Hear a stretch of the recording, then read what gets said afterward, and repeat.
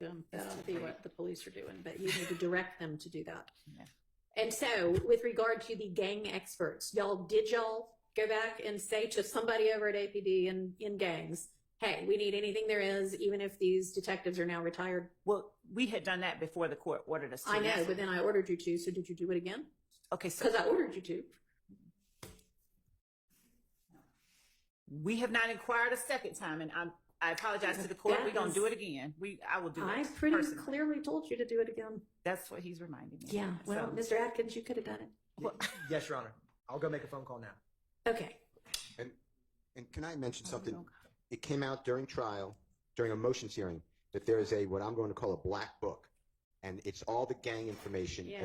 Okay, you seem like you know about it. I've heard about this before. Okay, well, I don't know about it. And we were given the Heisman. We were told that we're not getting that. Detective Dennis said he no longer works at APD, so he has no access. Detective Gaither said the same. Detective Belknap, who continues work there, says that's not for public information. Well, I would imagine it is not. However, if such a thing exists, do y'all know what Mr. Steele's referencing?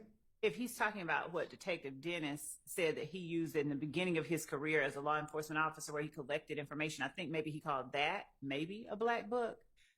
I don't know if he's talking about that or if he's talking about the information that they keep on gang members. I'll let him clarify, but.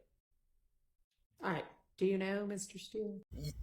Y'all remember how the state got called out by the judge for being unprepared? Well, the defense basically just proved it. And I ain't gonna lie, they took a couple of W's today. So we're just gonna get straight into it. 2020, alleged armed robbery of a deceased individual, Gary Holloman, from October 1, 2020. So it is not meeting the threshold of being an uncharged offense that is arising from the same transaction or series of transactions. Number two, for consideration for this court is whether or not this particular alleged evidence is necessary to complete the story of the crime. Again, we're talking about a November 30th, 2021 police chase that is not necessary to complete any story of any alleged armed robbery of Gary Holloman on October 1st, 2020. It's not necessary to have the state provide more information in order for them to complete the context of their story. Number three, for the court's consideration as adopted from the 11th Circuit, is whether or not this particular alleged conduct as an intrinsic act is inextricably intertwined with the evidence regarding the charged offense of the armed robbery from October 1, 2020.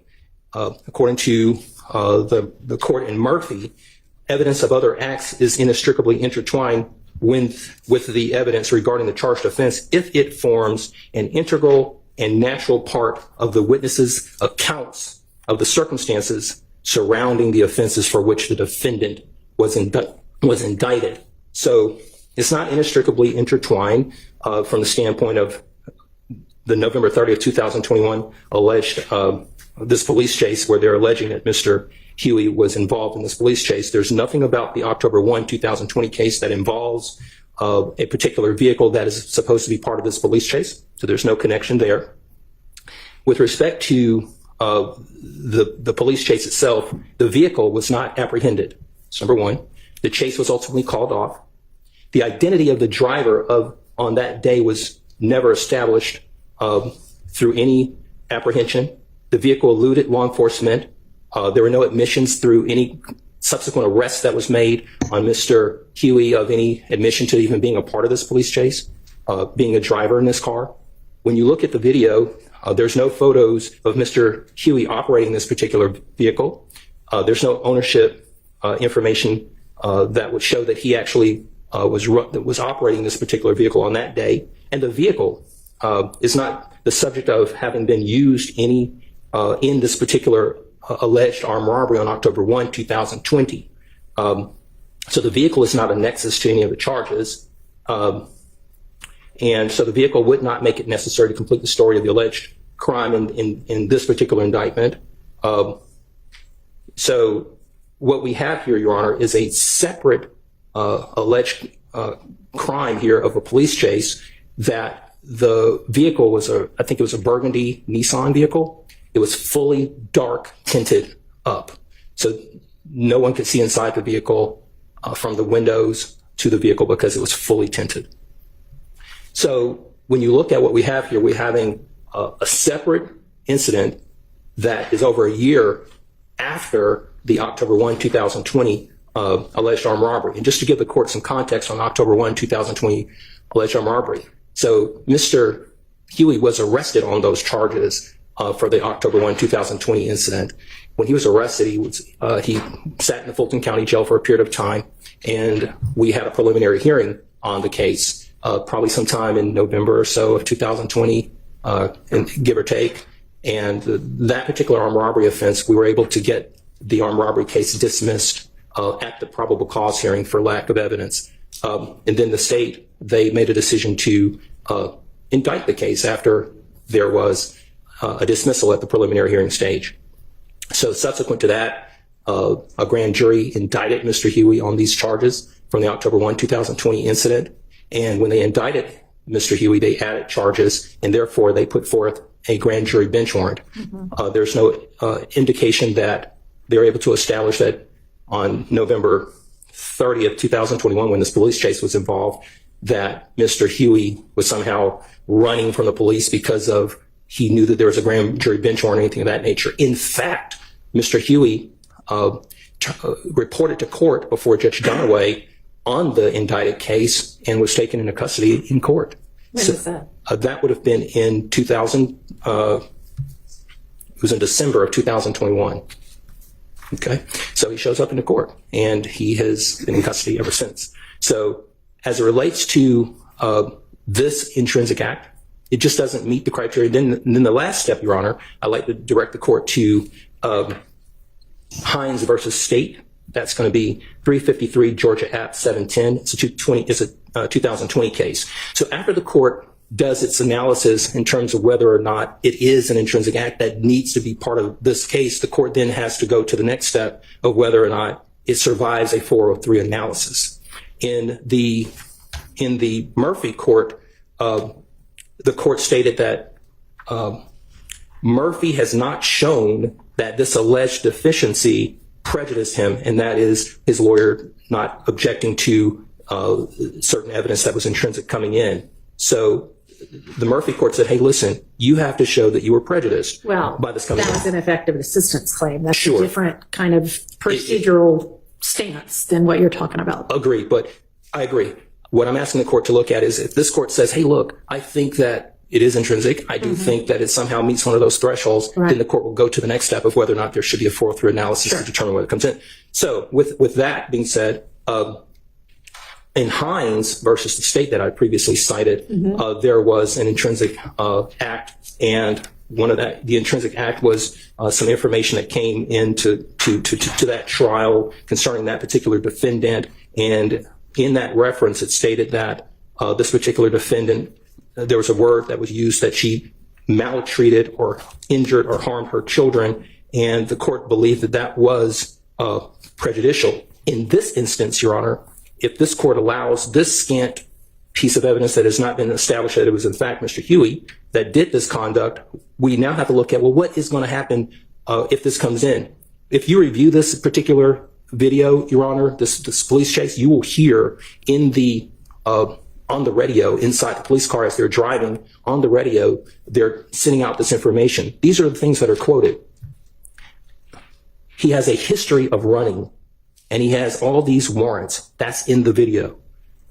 Put some stop stakes in front of him. That's number one. Number two, he's armed and dangerous, known to carry a gun. That's number two. Number three, do you know where he lives at? And then they talk about his address. So these are all prejudicial items that are going to come into evidence if this court allows this particular intrinsic conduct. And that would prejudice Mr. Huey immensely here, because these are things that are going to go to his character. It's going to go to propensity, and it's going to suggest that there's some type of consciousness of guilt. Let me ask you this. Sure. Is it possible that if I determine that this is intrinsic, that video could be played without the audio? I imagine they could potentially play it without the audio. But there, again, there are a number of hurdles here that I would submit that do not meet the threshold of coming in based upon those three items that are required. Right. So it doesn't meet 1, 2, or 3. It's over a year after the October 1, 2020 alleged armed robbery of Gary Holloman. This police chase occurred on November 30th, 2021. The vehicle was not apprehended. The chase was ultimately called off. The identity of the driver on the day was never established, even by preponderance of the evidence, which would be, I think, the standard for these evidentiary issues to come in. It was called off. There were no admissions, no photos, heavily dark tinted windows. So that's my position, Your Honor. I don't believe that this one would pass the muster and the requirements to meet the intrinsic acts threshold. And then after that, we believe that it's prejudicial and should be kept out on that as well. Because as the court knows, when we're talking about the 403 analysis, it talks about and tells us and teaches us that we should not be allowing under 403 prejudicial items to come into trial that are scant. Okay, I understand the argument. Let's hear from the state. And I appreciate you bringing to my attention that the chase was over a year afterwards and the circumstances of that. And I know that in the state's filing from November of 2023, they have the date. So I'm not meaning to suggest that they were trying to pull anything over. We kind of ran through that real fast yesterday and, just kind of talked about a fleeing that was after the armed robbery that's an overt act. And I just kind of was thinking in my mind without looking at all of the words, oh, okay, this is at the same time. So thank you. You're welcome, Judge. Good afternoon, Your Honor. The state believes that this should be admitted as an intrinsic act. Just a few things for dates, Your Honor. So the preliminary hearing for the original armed robbery was actually in August of 2021. It was August 24th, 2021. At that point, the judge reserved her ruling and ruled either the next day or subsequently and dismissed the charges. Then in November of 2021 is when the state indicted the case. So November 8th, 2021 is when the case was indicted with additional charges and the grand jury warrants were taken out on November 15th, 2021. This chase actually occurs on November 30th, 2021, so about 15 days after the grand jury warrants were issued in this case. And Your Honor, on November 30th, 2021, Investigator Flores was actually conducting surveillance on Mr. Huey. So the notion that the police or law enforcement did not know who Mr. Huey was, they did know who he was. They were conducting surveillance on him and watched him enter into the vehicle, so they knew who he was once he entered into the vehicle. They tried to initially blue light him and pull him over. But Was he driving? I mean, did they see him get into the driver's seat? He was driving. He was the only person in the vehicle. They attempted to blue light him and pull him over. At that point, he took off and he, amongst other traffic offenses, went to the wrong side of traffic. They were then able to get the Phoenix air unit up to follow him. And the reason why the chase was called off, Your Honor, is because Mr. Huey drove in restricted airspace. So the Phoenix unit could no longer watch the vehicle because he was near the airport. And so they could not go any further. So they had to pull back and could not keep eyes on him. So that is why the chase was. Okay. Well, let me ask you this. So, I mean, you have evidence that it was Huey who got into the vehicle and who was driving the vehicle and that he fled when he was blue lighted. Do you have any evidence that he knew that the reason well, two questions. What's the reason they blue lighted him? Because they were about to arrest him on the grand jury warrant. And do you have evidence that he knew that, such that it would arguably be intrinsic to this charged armed robbery? To answer question number one, yes, they were going to stop him based on the grand jury warrant. As to question number two,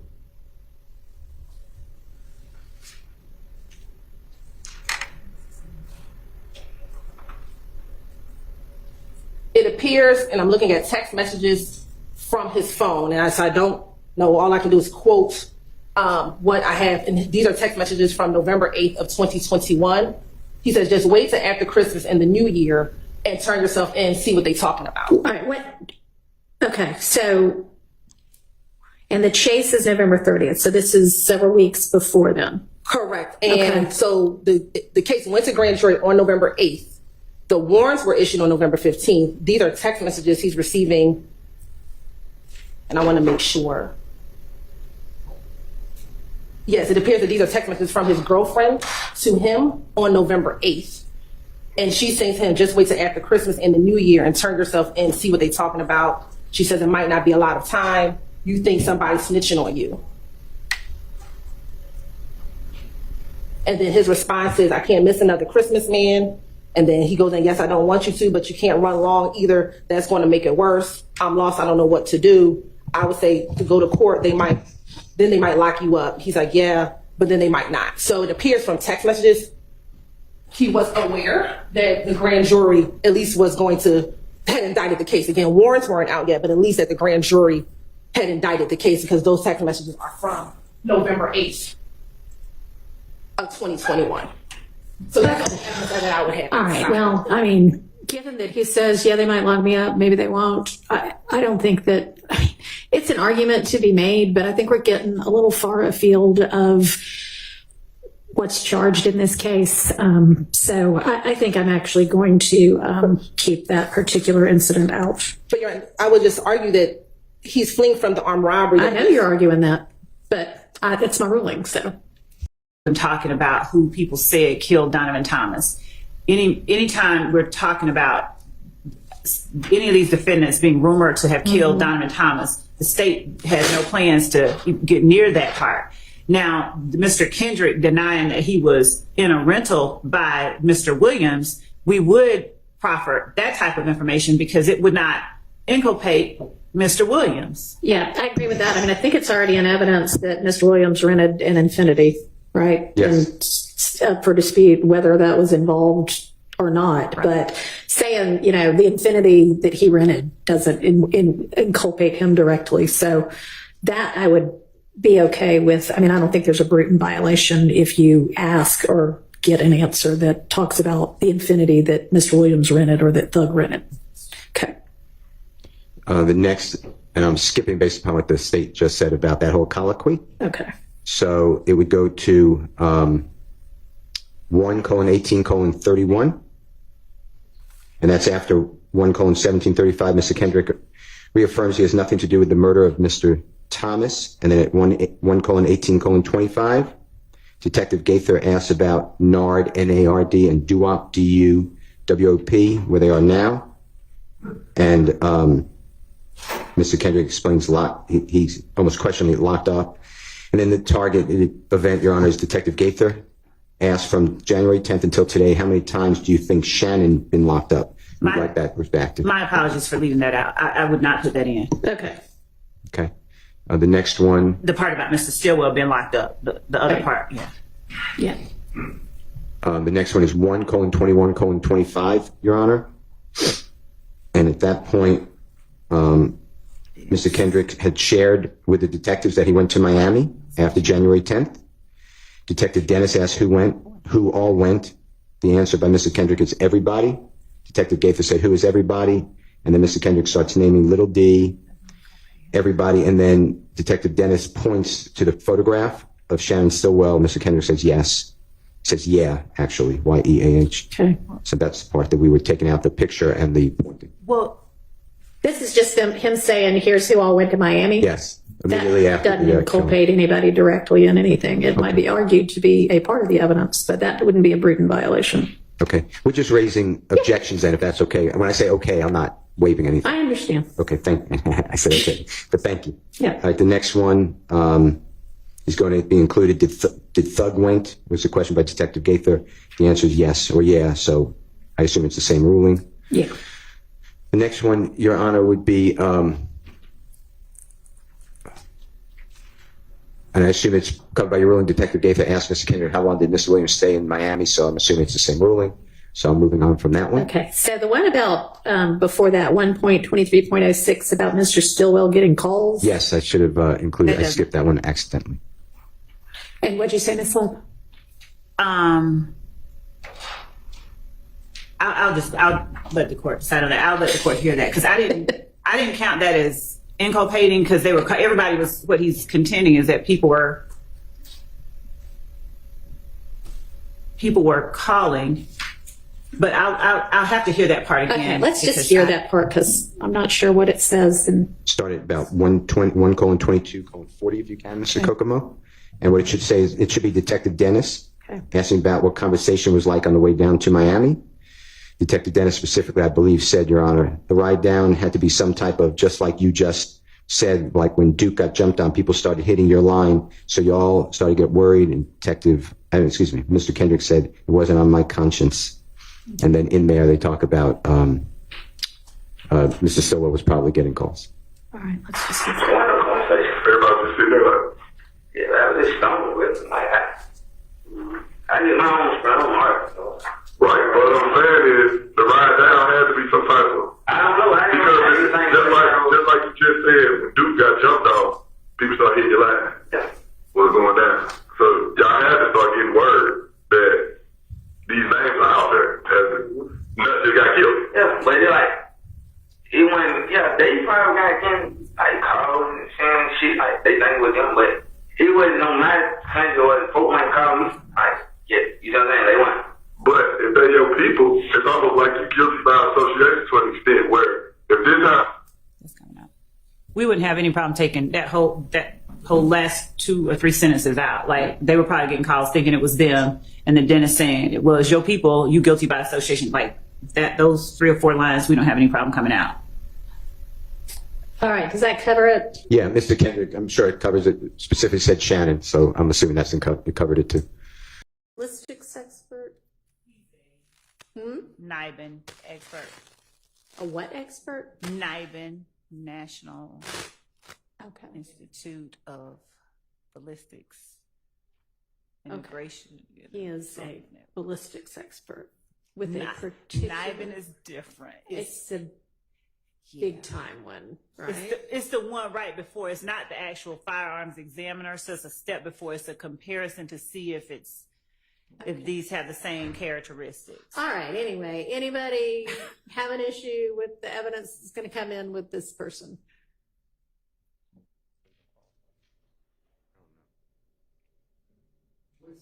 I'm sorry. What is this?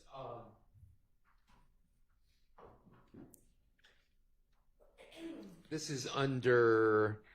I'm trying to find out specifically where this. It's under the NIBIN reports. I don't know if I'm pronouncing that right.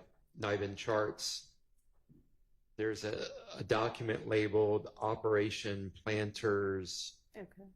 There were points and times in that courtroom where it got a little chippy. I'm gonna be fair. Like it was a little bit of the judge saying something, and then ADA Love had to say something, and it just keeps reinforcing in my mind when she was a damn freaking juvenile court judge. Cause it was like, bruh, just let it go. But she couldn't. Now, as a petty person myself, I'm with her on that. I don't care. Oh, here you go, back to Miss Love. I know. I'm too petty to let stuff go too. Like, it is what it is. So, what happened today basically was more stuff being led, and basically the state got called out for not doing their damn job. When the judge has to tell you, hey, you don't got to search through the boxes, tell the police to do it. What? Like, first of all, I didn't even know you could do that. I'm going to be fair. So, Seti Nash for district attorney. I'm going to make these cops work overtime, follow through a bunch of boxes to get a lot of the homies off. You feel me? Seti Nash for the streets. But, nah, man. Then she turned around and then told Buddy, like, yeah, get your ass up and go do it. So, there was that. And it got a couple of times where the state literally had to stop themselves and go, oh yeah, we weren't going to use that anyways. So why the F was it in there? They started doing photos, and shout out to Judge Whitaker. She gets an A today, because I ain't going to hold you. There were times where I thought she was going to be lame, and she didn't. And that she has a bias towards the state? Yeah, but does that mean I dislike her? No, she doing an all right job, bro. The speed is there. She got on the little fat attorney who said she was going to be popping her coochie online, the OnlyFans, and she hit her with the mom stuff. Like, bro, if we say we about to take a break, even if you ain't got to go use the bathroom, go use the bathroom. Go sit on the toilet for a little bit. Crop that goddamn coochie over that goddamn porcelain. So she had asked, and I ain't gonna lie, I didn't want to put it in there, but she had asked basically, hey, Judge, can we take a break? She's like, no. And then 5 minutes later, it was like, yeah, all right, we can take a break. And then basically told her, bro, you need to learn to use the restroom when it's time to use the restroom. Brian Steele did his argument. I thought it was on some YSL stuff. No, it wasn't. It was on something completely different. And it was under a ruling with Paul Howard and stuff. And I ain't gonna lie, bruh.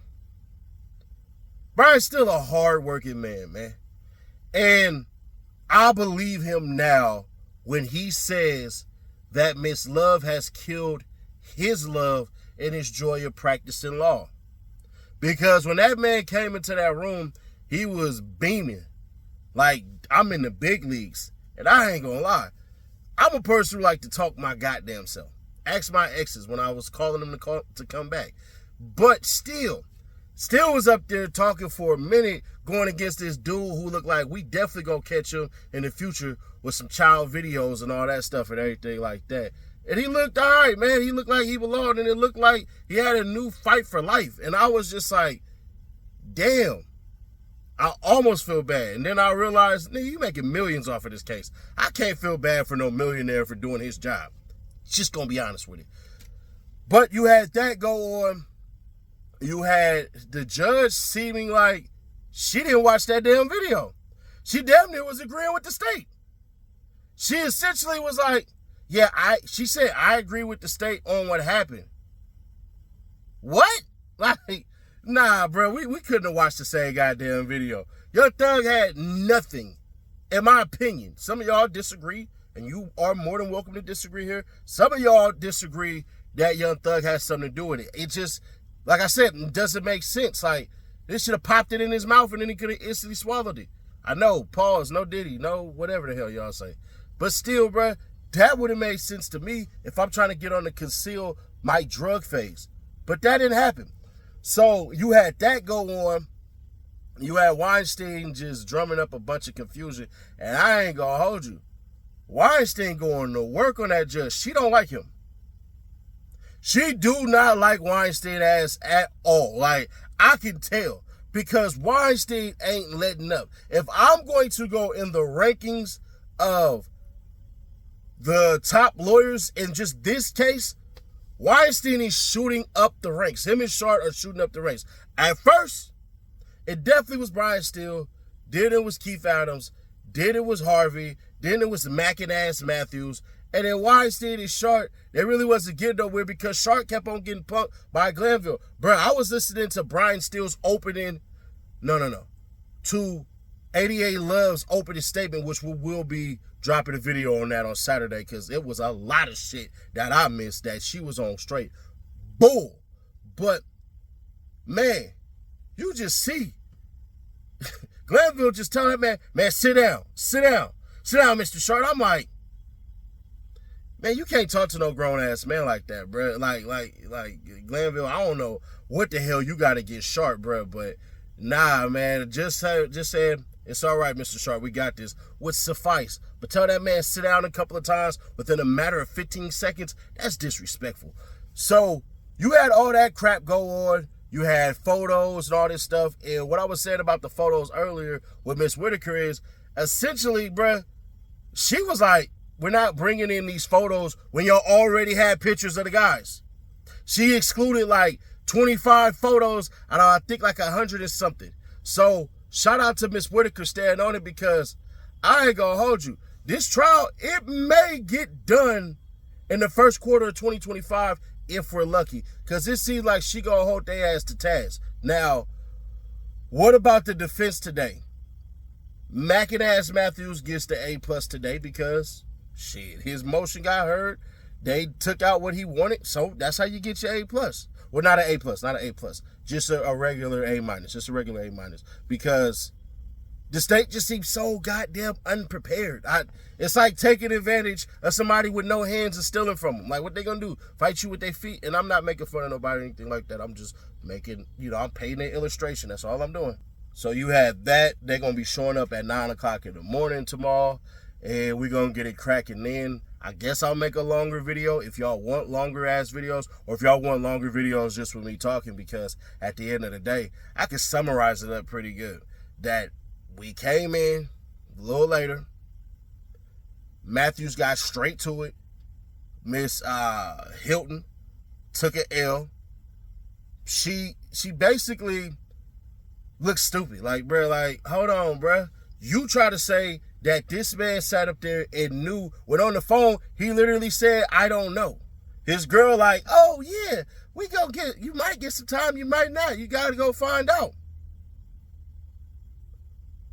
Hell, what the hell are you talking about? But it's like, they want to see if they could put everything in there and not go through with it all. Because when I heard Shark say, I listened to all the jail phone calls, I wanted to see the faces of everybody sitting on a goddamn DA bench, because I know y'all didn't. Because Miss Love let the cat out of the bag when she was like, yeah, there's going to be calls that we're not going to use. So why the hell are they there? That's like me saying, you know what? Here's a bag of goddamn assorted cookies. And I know you don't like the chocolate ones, and I ain't gonna eat the chocolate ones, but the chocolate ones are in there. Yo, what the are we doing? Why you got the chocolate ones in there? And that's basically what they doing. It's lazy goddamn work. And I think eventually you're going to see the judge have to turn up the heat on the goddamn prosecution. You're gonna have to. She damn near did it today. She was just nice and coy about it. I think she's getting damn tired of holding their hands, because the fact of the matter is, judge is a referee. Facts out. You're a referee. You ain't supposed to be doing the job. That's like me saying, I'm a referee. I'm going to teach you how to do a layup and teach you how to shoot free throws and teach you how to do a three-point shot. What the hell? No. I'm not supposed to be teaching you anything. You're supposed to step in the game and know all this stuff already. So, bruh, in my mind, y'all can tell me if y'all think I'm wrong or if y'all think I'm right. In my mind, I think the judge is going to eventually start getting pissed off, because you can't keep doing their damn job. You can't keep saving them. You cannot do this. You're saving Glanville's legacy, but eventually you got to know. Glanville ass was stressed out and tired at the end of this. I know he probably, I don't know. I'm going to take a look. I'm going to hit somebody up. I don't know if this man is on vacation, if he chilling. I hope that he is, because, bro, you've been at this for a freaking minute. And at the end of all of this crap, bro, we going to find out for real, for real. And some of y'all, just hold on to your hats, bro.